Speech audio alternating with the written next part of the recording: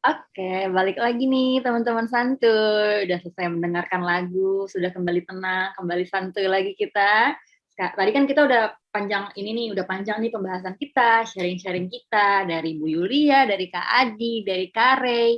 Nah, sekarang kita langsung aja prakteknya. Makanya kita bilang tadi nih episode santuy yang hari ini luar biasa spesial karena nggak cuma ngobrol-ngobrol doang, kita langsung belajar bareng-bareng nih gimana caranya pendalaman Alkitab nih. Kita langsung bareng sama tim Sabda. Jadi kita langsung nih, silahkan Bu Yulia. Bagaimana Bu? Iya. Nah, teman-teman hari ini kita akan coba belajar satu metode baru. Sebenarnya ketika kita, sebentar, saya akan mulai dulu. Beda antara membaca Alkitab dan menggali Alkitab, beda. Kalau membaca itu hanya membaca Alkitab saja, jadi setiap kata yang ada di dalamnya kita baca. Tetapi ketika kita menggali itu beda. Itu kita akan meneliti masing-masing kata yang ada di dalamnya, kita mencoba mencari tahu arti makna di balik ayat-ayat ini gitu ya. Lalu apa nanti aplikasinya. Jadi biasanya ketika menggali Alkitab itu yang sama adalah kita membaca pakai Alkitab, itu bahan utamanya. Tapi perbedaannya adalah kalau menggali Alkitab kita itu pakai alat gitu ya dan pakai metode. Nah, sebenarnya ada banyak sekali, ratusan metode bagaimana membaca Alkitab itu banyak banget. Yang dikenal di Indonesia aja mungkin sekitar 25 atau lebih, bahkan 50 gitu ya. Kalau sama yang luar negeri bisa 100 gitu ya. Banyak banget. Jadi ada kelompok-kelompok tertentu yang membuat metode-metode tertentu. Nah, Sabda juga gitu karena Sabda basis pelayanannya adalah digital, maka kami membuat metode yang bisa relevan dengan metode digital gitu ya, atau dengan alat-alat digital. Karena itu kami membuat satu metode namanya SABDA. Ya, nah ini ya. Jadi metodenya bukan nama yayasan saja nih, tapi juga nama metode PA itu adalah SABDA. Singkatan apa? S itu simak, A itu analisa, B itu belajar, D itu doa, diskusi, lalu A yang terakhir adalah aplikasi. Nah, S simak itu membaca dengan teliti. Jadi membaca Alkitab dengan teliti, bukan cuma membaca terus dilupakan gitu ya, tapi membaca teliti, melihat setiap kata yang ada di dalamnya, kata-kata apa yang diulang-ulang, ada enggak kata yang penting, yang punya konsep, yang syarat dengan konsep, atau ada kata yang aku nggak pernah ngerti, ada kata yang sulit gitu ya, itu kita teliti semua. Nah, kemudian langkah yang kedua adalah analisa. Ketika kita menganalisa, kita mencoba mencari arti apa yang dibaca. Jadi bukan hanya mencari kata-kata yang sulit yang aku nggak ngerti gitu ya, tapi juga mencoba merangkai kata-kata ini kenapa ada di situ gitu, apa artinya ya ketika saya membaca ini, oh ini artinya begini-gini. Itu saudara mencoba menganalisa, mencari arti apa yang dibaca. Nah, kemudian belajar. Belajar itu kita setelah kita membaca dengan teliti, setelah mencari arti apa yang dibaca, kita mencoba mendapatkan pelajaran apa yang saya dapat dari yang saya baca. Kalau ini cuma arti dari ayat-ayat tertentu atau bahkan kata-kata tertentu atau konsep-konsep tertentu, tapi kalau belajar itu keseluruhan. Setelah kita belajar, dan saya sarankan kalau menggali Alkitab jangan satu ayat, tetapi minimal satu perikop. Lebih bagus lagi kalau satu pasal. Ya, hari ini kita nanti akan belajar menggali satu pasal. Ya, jadi ketika kita belajar, setelah kita menggali, menyimak dan menganalisa semua pasal, lalu pelajaran apa yang saya dapat dari apa yang saya baca ini? Lalu langkah yang berikutnya adalah doa atau diskusi. Setelah saya mendapatkan pelajaran itu, saya bagikan apa yang saya pelajari kepada orang lain. Atau mungkin aku takut nih salah yang aku pelajari, aku kasih tunjuk deh ke pembimbing rohaniku gitu ya, boleh. Saudara bagikan ke teman kalau saudara yakin itu bukan sesuatu yang menyesatkan, karena saudara tahu itu sangat pelajaran yang saudara dapat sungguh sangat baik gitu ya. Saudara bisa bagikan ke teman-teman di medsos atau teman-teman di keluarga juga bisa.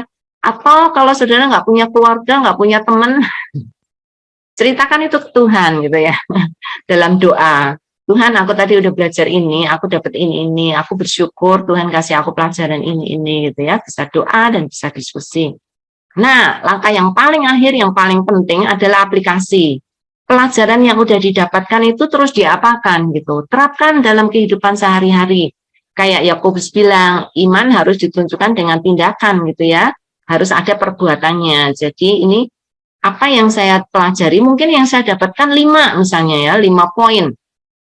Nggak usah 5-5-nya diaplikasikan, nanti saudara benar-benar mabok gitu ya, karena banyak banget, berat gitu ya. Bisa mengaplikasikan 1 aja itu udah susah banget gitu ya. Jadi kita ambil 1 saja yang paling mungkin untuk kita terapkan. Ya, bukan yang nggak mungkin. Kalau nggak mungkin nanti sampai kapan saudara nggak akan bisa menerapkan gitu ya. Tapi yang kira-kira mungkin saudara terapkan, nah saudara aplikasikan. Nah, saudara lihat ini diagram ya. Kalau saudara hanya menyimak, saudara mungkin akan hanya dapat segini, paling 10%. Kalau saudara bisa menganalisa, saudara mungkin akan dapat ya 30%. Kalau saudara bisa mendapatkan pelajaran apa yang saudara baca, itu saudara dapat cuma 50%. Tapi ketika saudara bagikan kepada orang lain dan menjadi berkat bagi orang lain, saudara mungkin sudah 70%. Tapi itu masih belum cukup. Kalau saudara mau 90%, saudara harus terapkan pelajaran itu. Baru itu akan punya dampak. Baru itu akan mentransformasi hidup saudara. Jadi aplikasi ini very important, artinya kalau saudara belajar Alkitab tapi nggak mau menerapkan dalam kehidupan saudara, ya sama aja bohong gitu ya. Kita cuma belajar tapi nggak mau mempraktekkan gitu ya. Oke, next. Nah, ini tadi beda dari membaca renungan dan membaca renungan dan tadi menggali Alkitab ya, kita udah bicarakan. Nah, sekarang apakah membaca renungan itu selalu salah? Bukan selalu salah ya, selalu tidak dalam. Sebenarnya bisa, tapi cara kita membaca renungan mungkin perlu diubah sedikit gitu ya. Jadi ketika kita membaca renungan, jangan langsung membaca renungannya doang, tapi baca dulu ini urutannya dari sini ya. Membaca dulu perikop dan pasalnya, kan di setiap ruangan renungan itu kan selalu ada ayatnya. Baca dulu. Nah, kemudian yang kedua renungkan kebenaran firman Tuhannya apa, kayak tadi pakai metode sabda tadi. Nah, setelah itu temukan penerapannya, aplikasinya apa nih gitu ya. Lalu baru baca bahan renungannya, maka saudara akan dapat jus, dapat jos itu. Maksudnya saudara akan benar-benar mendapatkan berkat yang berlimpah gitu, karena selain saudara sudah menggali sendiri, saudara mendapat tambahan dari bahan renungan ini, sehingga saudara melihat kebenaran yang lebih luas karena ditambah dengan orang lain gitu ya penulisnya. Lalu saudara berdoa. Nah, kalau saudara mau membaca renungan yang bergizi, saudara bisa lakukan dengan cara ini ya. Oke, next.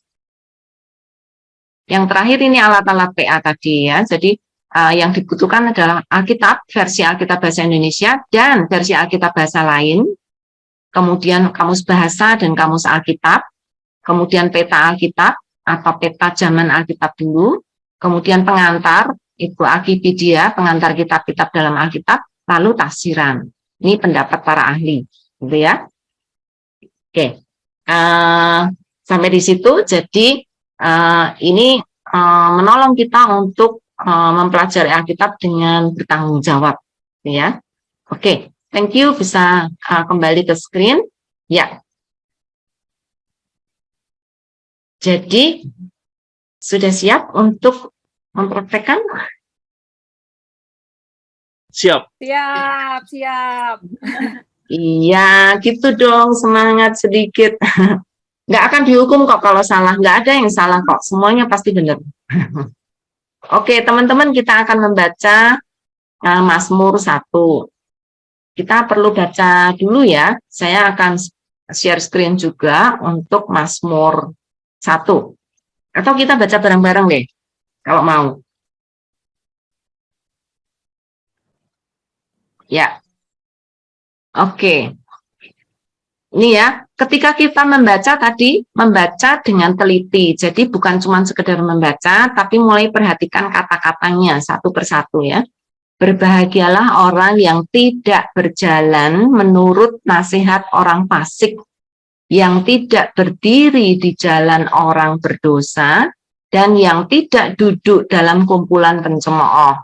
Tetapi yang kesukaannya ialah Taurat Tuhan, dan yang merenungkan Taurat itu siang dan malam.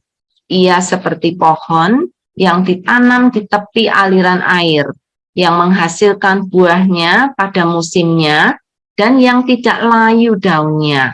Apa saja yang diperbuatnya berhasil. Bukan demikian orang fasik, mereka seperti sekam yang ditiupkan angin. Sebab itu orang fasik tidak akan tahan dalam penghakiman.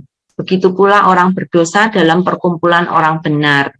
Sebab Tuhan mengenal jalan orang benar, tetapi jalan orang fasik menuju kebinasaan. Bagus ya ayat-ayatnya ya. Mari kita pelajari bersama-sama. Saya akan minta, karena kita ini asiknya PA tuh ya, nggak sendiri, tapi dengan orang lain. Nah, dengan 3 kepala, wah kita akan dapat kekayaan yang banyak dibandingkan cuma 1 kepala saja, ya. Oke, jadi kita akan kupas satu persatu dengan metode sabda. Kita akan memperhatikan kata-kata, setiap kata yang ada di dalam ayat itu. Enggak semuanya sih, tapi yang menarik, yang kira-kira penting. Jadi kalau di seluruh ayat ini cuma 1 kata yang penting, nggak apa-apa gitu ya. Tapi kalau lebih dari 1, boleh juga gitu ya. Nanti setelah itu kita akan mencoba cari tahu, kemudian cari koneksinya satu dengan yang lain, lalu kira-kira artinya apa gitu ya. Kita akan sampai belajar saja, nanti kesimpulan atau apa namanya diskusinya nanti setelah belajarnya setelah kita belajar semuanya, baru kita akan ambil kesimpulan yang lebih lebih luas gitu ya. Oke, kita akan mencari kata-kata yang penting dulu dan kira-kira artinya apa. Oke, simak dan analisa. Saya semua ikut loh ya. Oke, ini siap, karena Bu. Di layar saya urutan yang paling pertama adalah Kak Eca. Jadi Kak Eca dapat ayat 1 ya.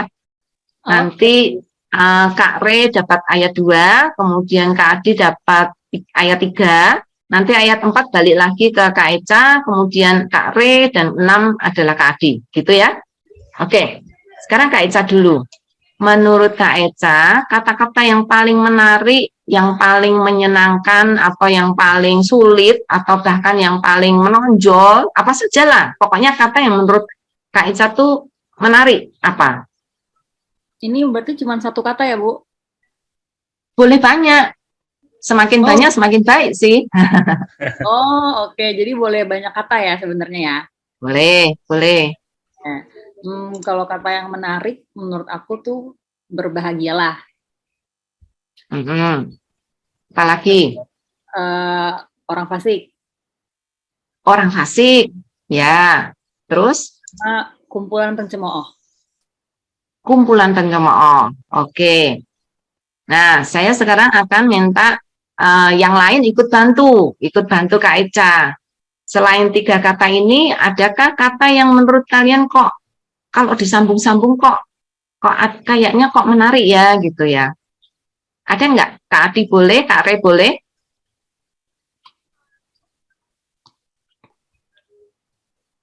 Tidak berjalan.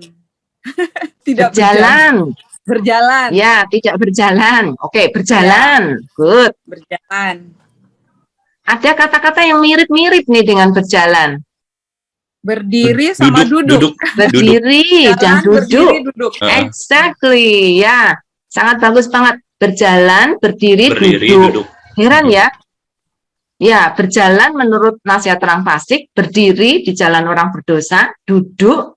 Nah, di puisi ini kan Mazmur 1 ini kan puisi Ibrani ya. Di dalam puisi Ibrani itu sering ada kayak sintesa gitu. Jadi ada kata yang diulang-ulang tapi memakai kata yang beda-beda. Tapi sebenarnya artinya tuh mirip-mirip gitu ya. Oke, kira-kira kalau itu berjalan, berdiri, duduk itu apanya yang sama, apanya yang beda?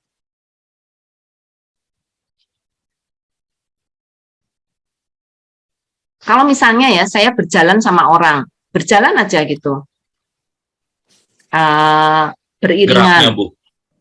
Gerakannya beda, Bu. Gerakannya beda, Bu. Geraknya beda. Tuh. Nah, kalau berdiri, itu maksudnya sama-sama berdiri. Kiri. Berdua, maksudnya ini kalau berjalan berdua, dua-duanya kan melihat ke depan sambil jalan ya. Kalau berdiri, itu berdua tuh bersampingan. Nah, kalau duduk, kalau berdua, dia akan duduk bareng-bareng. Kira-kira orang yang berjalan dan berdiri dan duduk itu keseriusannya beda nggak? Beda, Bu. Beda. Bedanya apa? Beda. Silakan Kak Re. Kalau Bedanya apa? Bedanya lebih serius duduk karena kayak santai dan lebih apa ya, tidak buru-buru. Ada waktu untuk jeda untuk santai.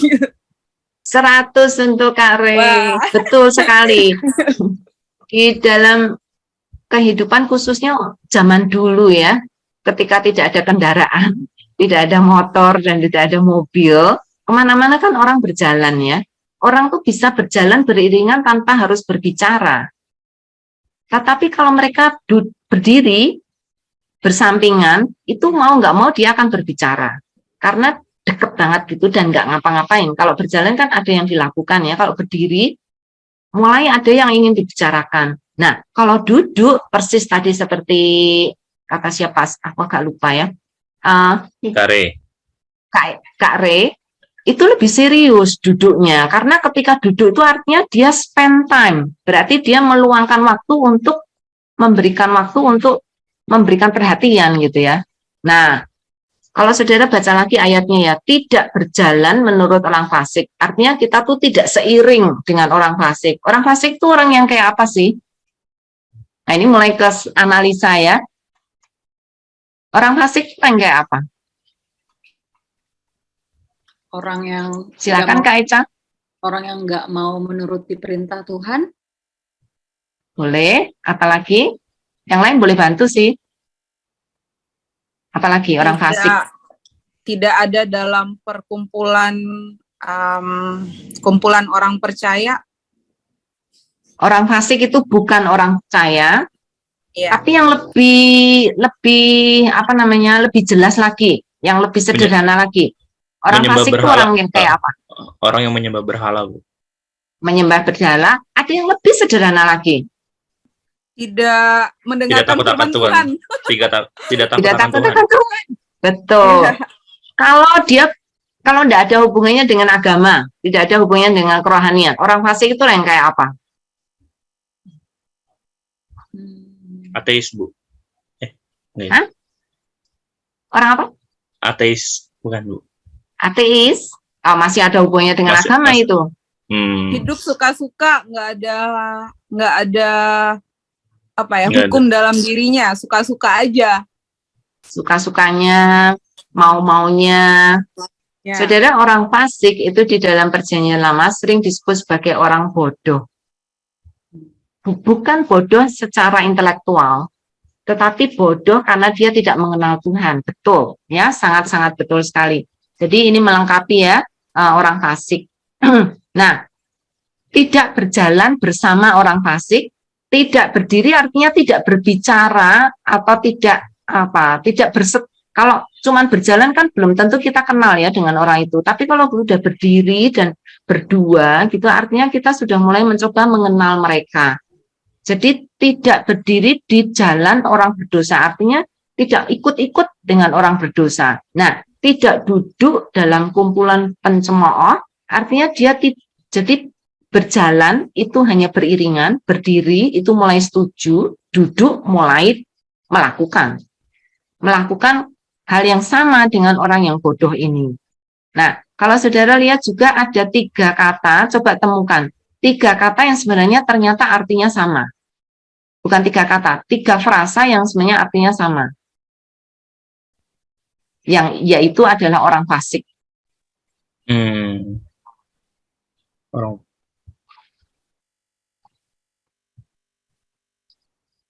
ya.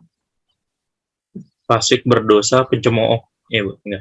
Iya, betul. Jadi Fasik. 3 ini sebenarnya sama artinya. Orang fasik, orang berdosa, pencemooh, itu 3-tiganya sama. Nah, ini di puisi Ibrani sering sekali sinonim itu dipakai. Jadi artinya sama, tetapi memakai juga kata yang berbeda. Kalau yang berjalan tadi ada sintesanya, ada apa? Peningkatan gitu ya. Dari berjalan menjadi berdiri, menjadi duduk. Dari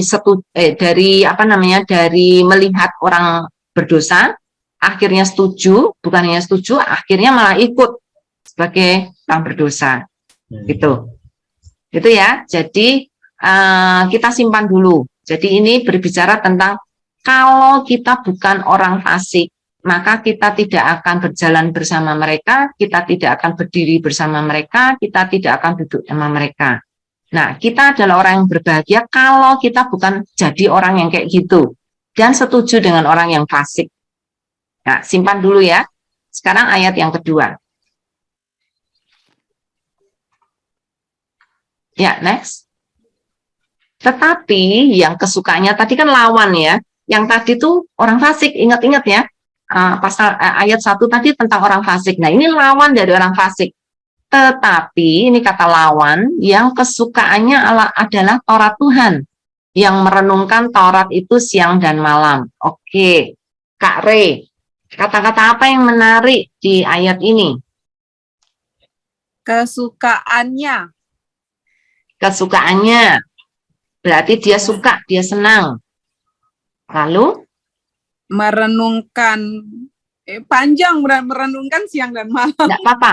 Merenungkan siang dan malam. Ya, boleh enggak apa-apa. Merenungkan siang dan malam. Ada satu kata lagi yang ketinggalan yang sangat penting. Taurat Tuhan, Bu. Taurat Tuhan, betul ya. Jadi lawan dari orang fasik adalah orang yang kesukaannya firman Tuhan atau Taurat Tuhan, dan yang merenungkannya itu siang dan malam. Nah, cukup saudara nih. Kare beruntung dapat ayat yang nggak terlalu rumit nih. Jadi lawan dari orang fasik itu adalah orang yang kesukaannya merenungkan Taurat Tuhan siang dan malam, suka firman Tuhan dan merenungkan firman Tuhan. Oke, kata merenungkan ini kira-kira artinya apa, Kak Re? Sama nggak dengan membaca? Nggak, lebih dipikirkan berulang-ulang. Kalau membaca kita pahami, tapi kalau merenungkan tuh kayak dipikirkan tapi lebih mendalam gitu, di apa ya bahasanya? Dicerna. Selalu ada di kepala gitu. Nggak tahu apa bahasanya. Ya, betul. Di dalam bahasa Ibrani, di dalam Perjanjian Lama, kata merenungkan itu sering dipakai kata meditasi. Jadi merenungkan itu bukan cuma sekedar baca lewat gitu ya, tapi terus diulang-ulang, dipikirin kayak tadi Kak Re bilang, nggak lepas dari pikirannya, terus menerus dipikirin gitu ya. Jadi memeditasi. Nah, kata meditasi mungkin sayangnya sekarang diartikan agak sedikit negatif ya, karena ada agama-agama yang lain juga memakai kata meditasi dan kita seakan-akan kayak ilmu kebatinan gitu-gitu ya. Sebenarnya kata meditasi itu kata yang sangat bagus sekali, yang sering sekali dipakai di dalam Perjanjian Lama, yaitu merenungkan, pikirannya tuh jalan gitu ya. Kalau meditasi agama lain mungkin malah mengosongkan pikiran kan. Kalau di dalam konsep Perjanjian Lama kebalikannya, memenuhi pikiran kita tuh meditasi, memenuhi pikiran kita dengan Taurat Tuhan. Karena merenungkan siang malam, kayak tadi Kak Re bilang, nggak dilepas-lepas tuh, di situ terus gitu ya. Jadi meditasi itu memenuhi pikiran kita dengan Taurat Tuhan. Ya, oke, kita simpan dulu ya, karena ini kata yang penting itu, yang kesukaannya merenungkan firman Tuhan. Oke, sekarang ayat 3. Ke Kak Adi ya. Oke, Siap. Kak Adi, kata apa yang menarik menurut Kak Adi dalam ayat ini? Pohon yang ditanam di tepi aliran air. Pohon yang ditanam di tepi aliran air. Lalu? menghasilkan buah pada musimnya, Ya, lalu? tidak layu daunnya, Mhm, lalu berhasil. berhasil. Yang disebut iya itu siapa Kak Adi? Yang ayat tadi sebelumnya, Bu. Nah, sebelumnya Kita, Bu. tuh Kita. yang mana? Kan di ayat 1 orang fasik, tapi di ayat 2 kan lawannya, yaitu orang yang suka firman Tuhan. Yang mana nih iyanya? Orang yang suka firman Tuhan, Bu. Orang yang suka firman Tuhan. Jadi orang yang suka firman Tuhan itu seperti pohon. Kenapa ditanam di tepi aliran air? Apa istimewanya pohon yang ditanam di tepi aliran air? Sumber kehidupan dari pertumbuhan pohon itu air, Bu. Betul. Jadi dia selalu dekat dengan sumber Dekat dengan kehidupan ya. Sumber kehidupan, iya, Bu. Ya. Nah, akibatnya apa ketika dia dekat dengan sumber kehidupan? Buahnya banyak, Bu. Buahnya banyak, Banyak. Dan selalu daunnya tidak layu. setiap musim pasti berbuah. Setiap Tidak musim diragu. pasti berbuah. Betul. Lalu yang terakhir, tadi kata yang dipilih yang terakhir, Dan berhasil. berhasil.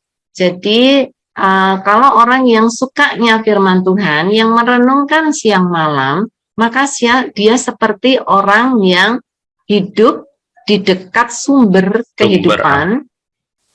Ya, sehingga dia selalu berbuah, hidupnya selalu menjadi berkat, dan dia tidak layu, artinya dia selalu menjadi peneduh bagi orang lain, dan apa saja yang dibuatnya berhasil, karena diberkati oleh Tuhan.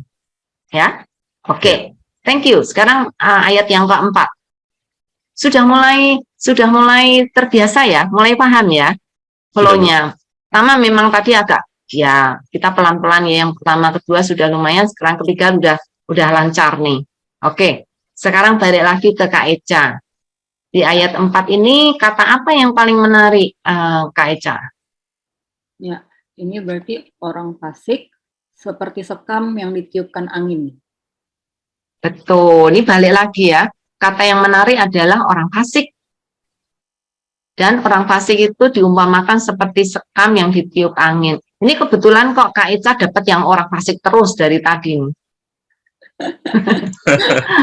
Jadi disuruh meneliti tentang orang fasik nih. Nah, apa bedanya dengan orang yang tadi sukanya firman Tuhan, Kak Eca? Orang fasik. Sekam itu apa? Sekam itu bekas padi ya, Bu? Apa sih, ya kan? Bekas kulit bekas padi ya? Padi? Kulit padi yang dibuang. Kalau bekas padi mungkin udah jadi nasi kali ya. Iya, sekam itu sama ya. Dedak itu kulit ari padi ya. Beras, bukan padi tapi beras ya. Kalau sekam itu kulitnya padi. Ya. Nah, kulit padi itu ringan atau berat? Ringan. Ringan. Kalau ketiup angin? Gampang ke bawah. Gampang ke bawah kemana-mana. Nah, kira-kira kenapa orang fasik diumpamakan seperti sekam, Kak Eca? Karena nggak punya fondasi yang kokoh, makanya gampang ke bawah kemana-mana. Betul. Jadi kalau ada ajaran-ajaran, ada pengaruh-pengaruh yang buruk, pasti dia ikut. Gampang tergoda, gampang terpengaruh gitu ya dengan hal-hal yang kurang baik. Karena nggak ada isinya gitu ya. Kalau ada isinya dia nggak bisa diterbangkan angin gitu ya. Oke. Ya, jadi kita mulai ngelihat nggak? Sebenarnya yang dibicarakan oleh penulis dari Mazmur ini adalah dua macam orang, bukan? Iya, Bu. Ya? Orang fasik sama dan orang benar. Orang benar. Orang benar. Nanti ya, orang yang suka Taurat Tuhan. Ya, karena istilah orang benar baru muncul nanti ya. Oke, ayat 5. Oke, balik lagi ke Kare. Ayat 5. Sebab itu orang fasik tidak akan tahan dalam penghakiman, begitu pula orang berdosa dalam pergumulan orang benar. Kata apa yang menarik untuk Kak Re? Tid- tidak akan tahan dalam penghakiman. Tidak akan tahan dalam penghakiman. Siapa yang tidak tahan dalam Orang penghakiman? fasik. Orang fasik Orang tidak fasik. akan tahan. Oh, ya. Jadi kembali lagi, ternyata kita masih membicarakan tentang orang fasik lagi nih ya. Oke. Ya. Lalu ada lagi nggak Kemudian yang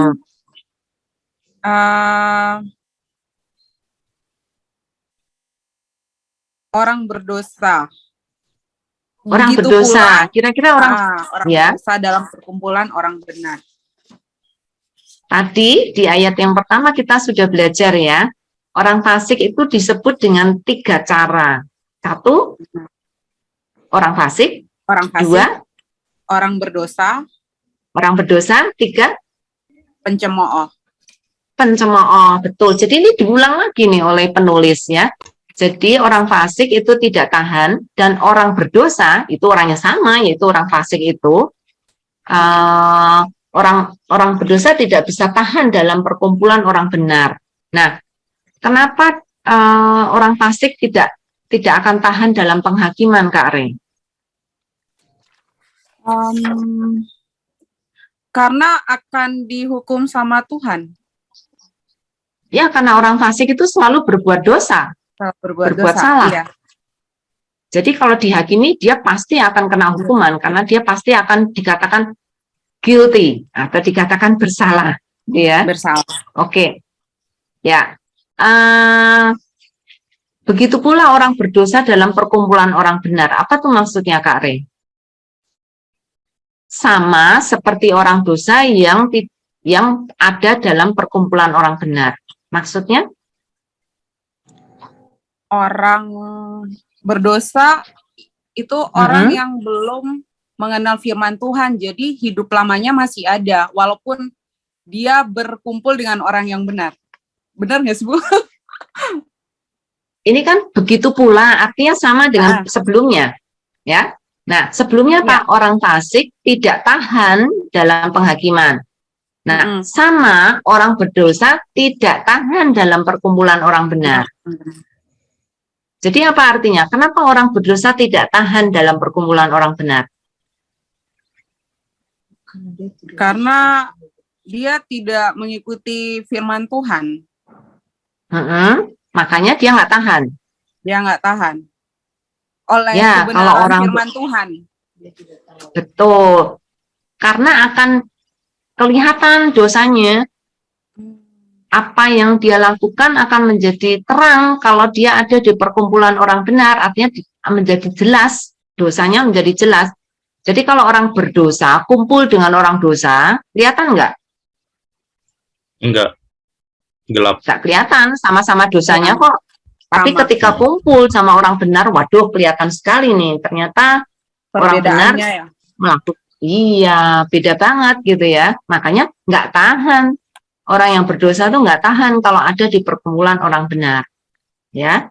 Oke, jadi ini tadi membicarakan lagi orang fasik. Nanti kita akan kumpulkan ya semua tentang orang fasik seperti apa, kemudian semua yang selanjutnya yang orang suka dengan firman Tuhan seperti apa. Oke, yang terakhir ayat 6. Oke, balik lagi ke Kak Adi ya. Kata apa yang Kak Adi tertarik dengan ayat ini? Tuhan mengenal jalan orang benar. Ya. Sama jalan orang fasik menuju kebinasaan. Ya. Jadi kata Tuhan mulai muncul nih di sini. Tuhan mengenal orang benar, jalan orang fasik menuju kebinasaan. Artinya Tuhan tidak akan kenal orang fasik. Kenapa? Karena Tuhan akan menghukum mereka. Dan Tuhan tidak akan ada di dalam kebinasaan. Tapi orang benar akan bersama dengan Tuhan. Itu ya. Nah, kita sudah mempelajari 1 sampai 6. Kira-kira kesimpulannya apa nih? Apa yang sedang dibicarakan oleh penulis Mazmur 1 ini? Tentang 2 macam orang. Orang fasik itu orang yang seperti apa? Kemudian orang benar itu orang yang seperti apa? Bisakah sekarang kita membuat kesimpulan orang fasik itu seperti apa dan orang benar itu seperti apa?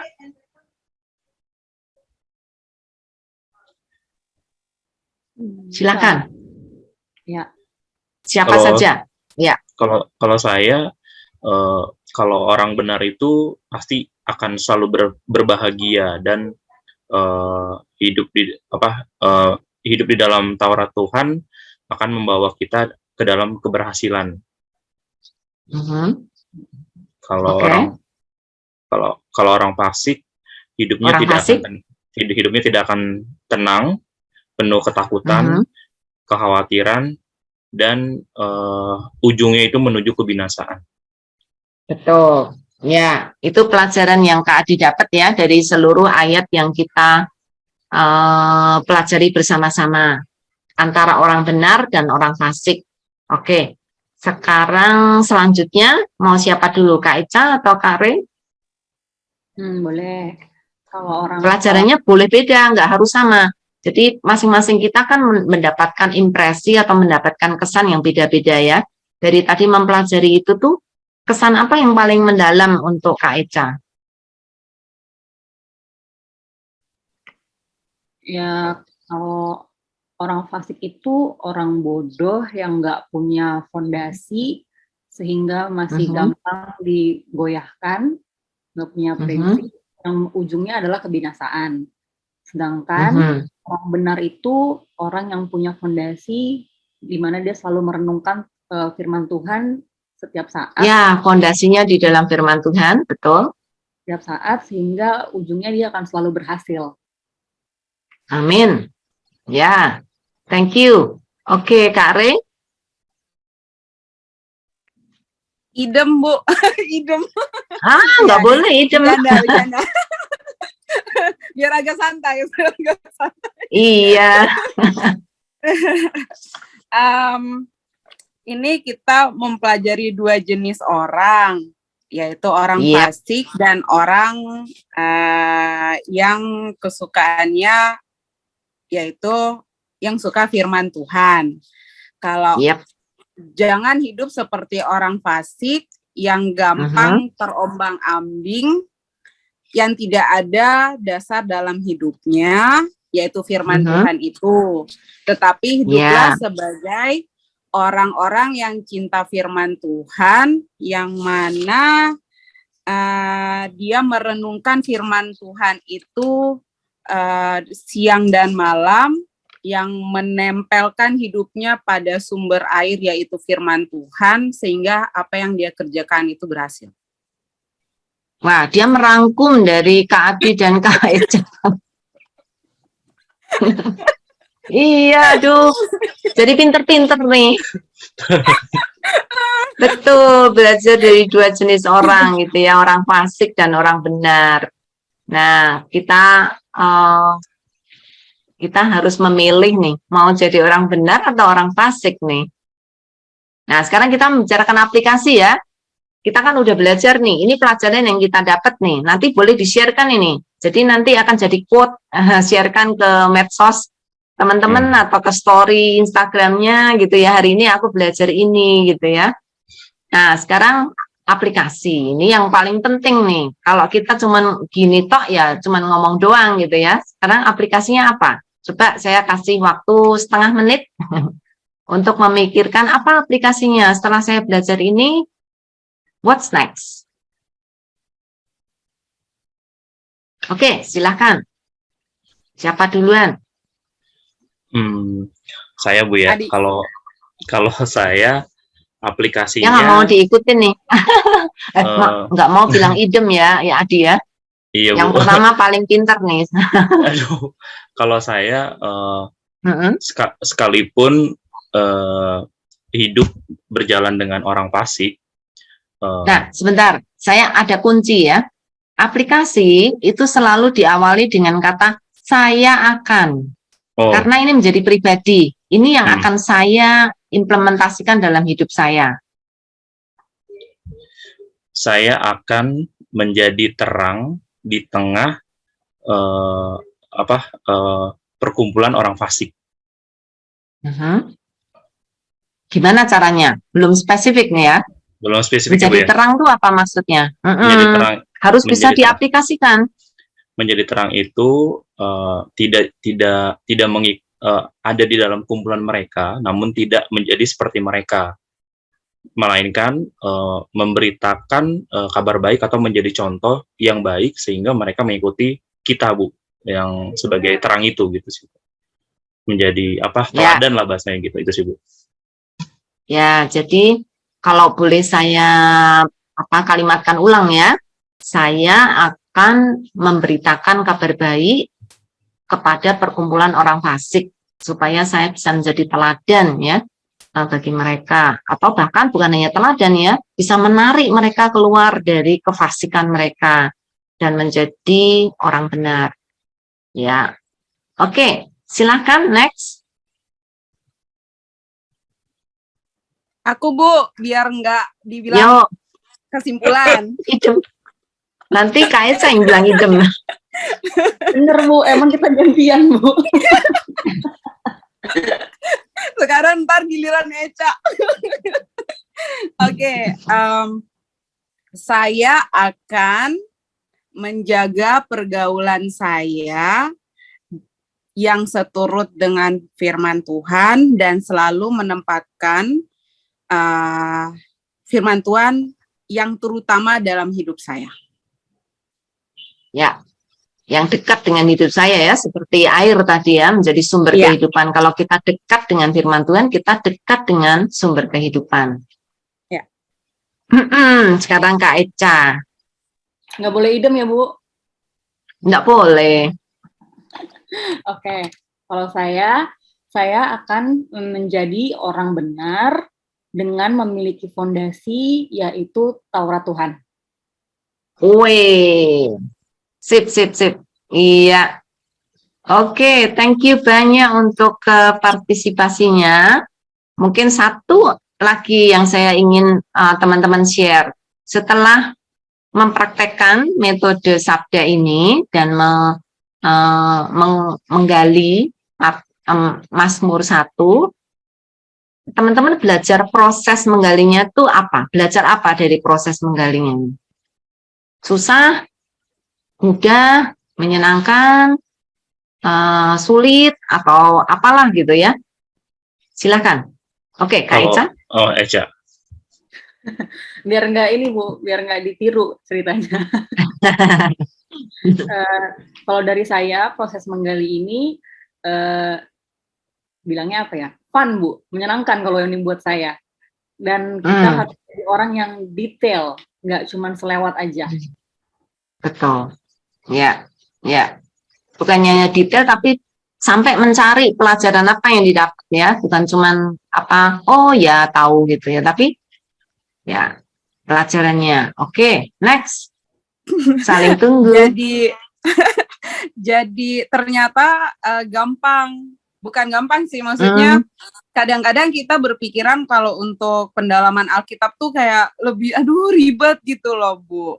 Tapi pas saya mengikuti SABDA Sabda ini, simak, analisa, belajar, doa, dan aplikasinya bagaimana, jadi lebih mengena gitu loh. Dan bisa diterapin langsung gitu. Aplikasinya apa gitu. Dari apa yang kita baca. Ya. Thank you. Ini kita sebenarnya kalau untuk orang awam ya, kita nggak perlu pakai alat-alat yang ribet-ribet kayak pendeta, cari-cari buku gitu ya. Sebenarnya kalau kita lakukan sendiri itu lebih natural, lebih alami. Kita bukan niru-niru buku gitu ya. Tapi kita bisa dengan akal budi yang Tuhan kasih, kita tuh sebenarnya sudah diperlengkapi Tuhan untuk mengerti firman Tuhan. Nah, nanti kalau sudah menggali, kita cek dengan buku-buku, bener nggak nih yang saya dapetin. Nah, itu saya kira akan jauh lebih berguna daripada kita dari awal udah ngikutin mereka gitu ya. Oke, silakan Kak Adi. Kalau saya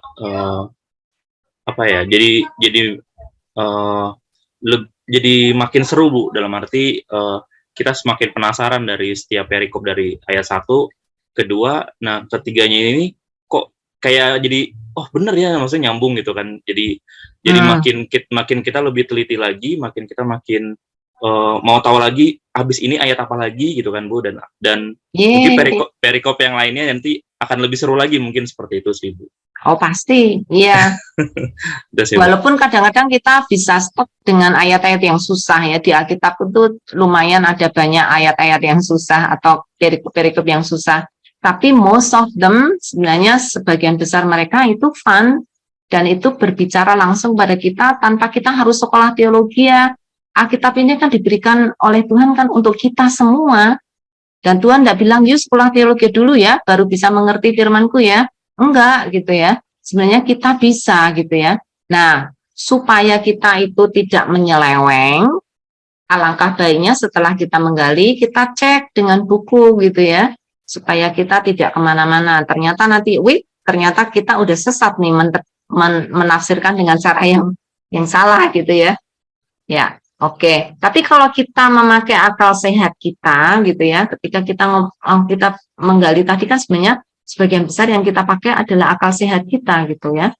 Apa yang Tuhan sudah kasih di dalam pikiran kita, Tuhan yang sudah memberi akal budi kepada kita, ini bisa untuk dipakai untuk berpikir firman Tuhan. Nah, kayak tadi Kak Adi bilang, wow ini jadi kayak pengen penasaran nih gitu ya. Itu kan akhirnya nanti akan persis seperti apa yang dikatakan oleh penulis, merenungkan siang dan malam terus-terusan tuh, jadi pengen lagi. Itu artinya merenungkan siang dan malam tanpa henti. Kita kan sebelumnya mikir merenungkan siang malam kok bosan amat gitu ya, apa enggak orang ini bosan gitu ya. Tapi setelah kita lakukan sebenarnya wow, jadi penasaran, jadi pengen tahu lagi yang lain tuh gimana gitu ya. Oke. Gitu. Saya Ya, mau nanya semoga Bu, menolong. saya mau nanya Bu, untuk Silakan. untuk sabda ini kan saya biasanya pakainya nggak sampai 6 ini Bu ya. Paling kita merenungkan ya kan, merenungkan terus kita mengimplikasikan ke kehidupan kita dari ayat yang kita baca, menilik gitu ya Bu ya. Terus baru kita janji gitu sama Tuhan, hari ini kita mau seperti ini kan gitu Bu ya.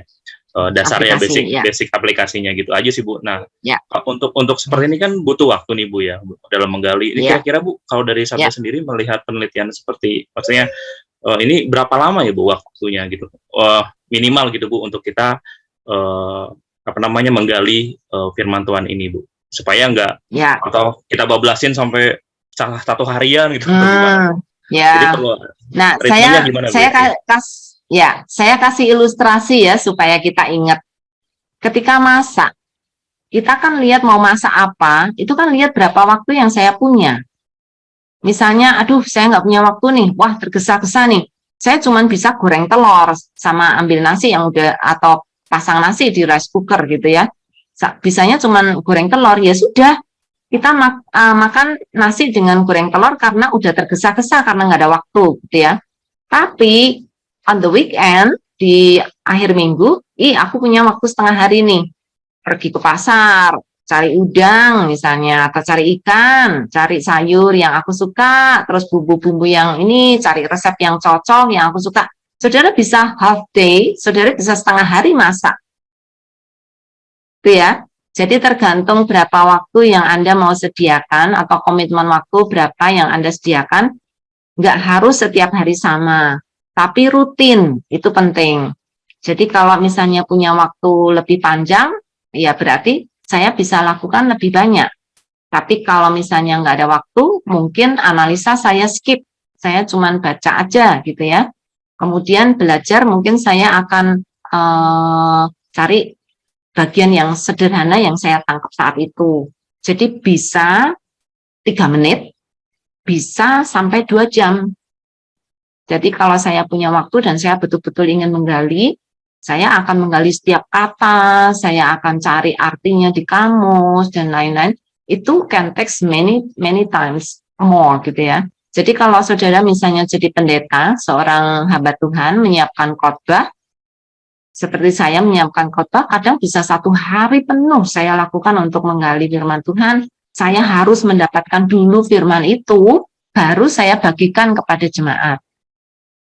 Ya, sehingga tergantung waktunya. Anda punya waktu berapa dan kepentingannya apa gitu ya.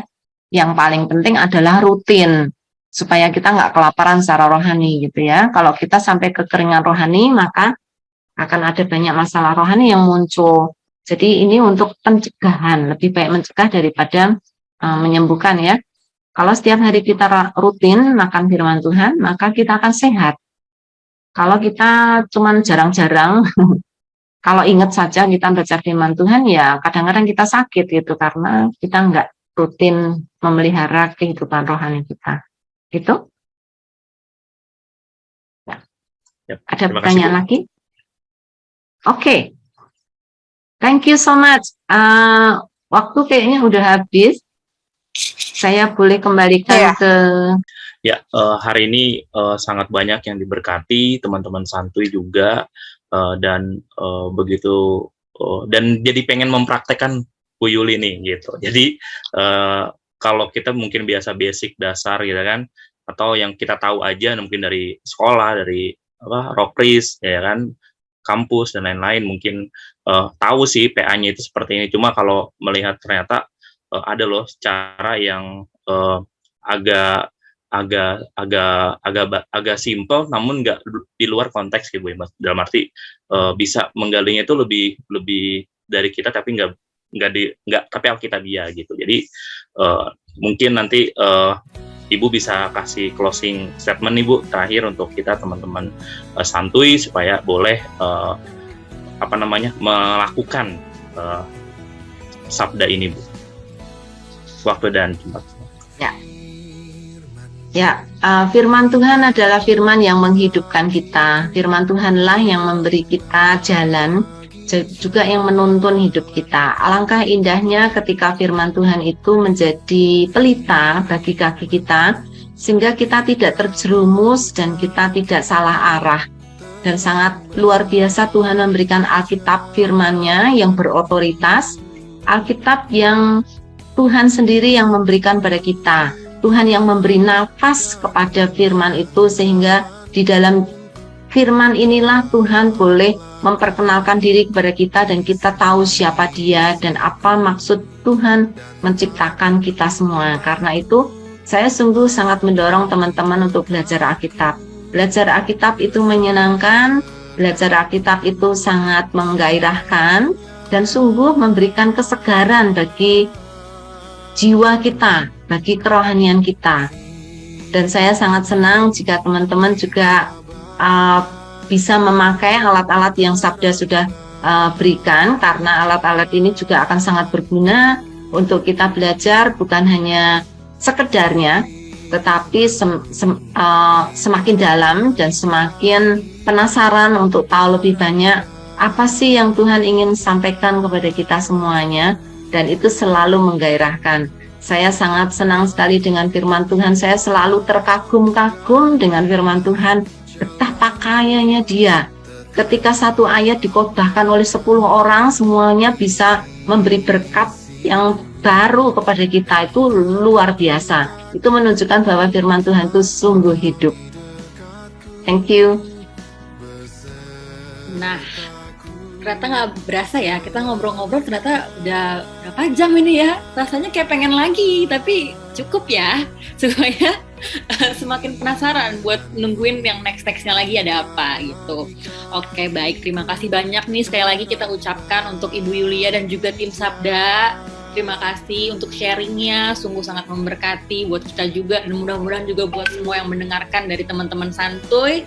Kiranya ini bisa jadi berkat juga, bisa menjadi pelajaran juga, tips-tips yang udah diberikan sungguh sangat banyak gitu ya. Semoga bisa aplikatif juga untuk kehidupan teman-teman santuy sekalian. Oke, kalau kayak gitu kita berjumpa lagi di next episode. Pastinya bersama teman-teman santuy seperti biasa. Kita tutup ya hari ini ya. Oke. Thank you. Tuhan memberkati. Thank you. Sampai ketemu lagi. Thank you, Oke, Bu Yulia. bye-bye. Terang bagi jalanku, firman-Mu kita bagi kakiku, terang bagi jalanku. Waktu ku bimbang dan hilang jalanku, tetaplah Kau di sini. takkan ku takut asal kau di dekatku.